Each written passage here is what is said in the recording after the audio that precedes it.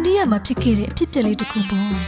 တိုင်းပြည်အသီးသီးမှာလူ6ယောက်တို့ဟာဘေးလိဆန်တဲ့ခံမှန်းမှုတစ်ခုကိုသူတို့လက်တွေရဲ့အာရုံခံစားမှုနဲ့အဖြေရှာဖို့ကြိုးစားခဲ့ကြပါတယ်အဲ့ဒီလူ6ယောက်တို့ဟာသူတို့ရဲ့မျက်စိတွေကိုအဝတ်နဲ့စီးအုပ်ပြီးတော့စင်ကောင်နာသွားပြီးလက်နဲ့ဆန်းကသူတို့ညံစွမ်းရှိသမျှနဲ့မှန်းဆကြတော့တာပေါ့ကွယ်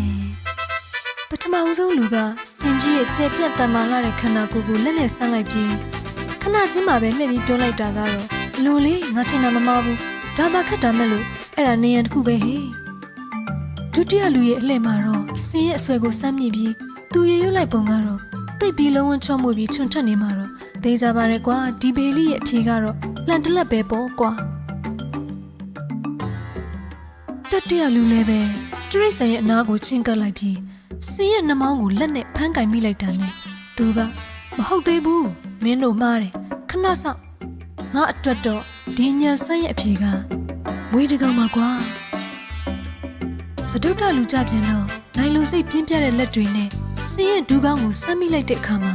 ဒီလိုအချက်ကဘာများလဲမသိဒါငါအတွက်တော့အရှင်းကြီးပါကွာငါတည်တည်ချာချာစမ်းမိတာမလွဲဘူးဒါတစ်ပင်တစ်ပင်ပဲလောက်ခတ်နေတဲ့စင်ကြီးရဲ့နှရွက်ကိုစမ်းမိလိုက်တဲ့ပစ္စမလူရဲ့အပြောကတော့ဟုတ်ပြီငါအထင်တော့ဒီဘဟေလီရဲ့အဖြေကတိတိတသာကြီးပေါ်လင်းထင်ရှားလိုက်တာဒါကြီးမားတဲ့ရက်တောင်ကြီးကွာဘေးဖယ်ကြပါစက်ထမမြောက်လူက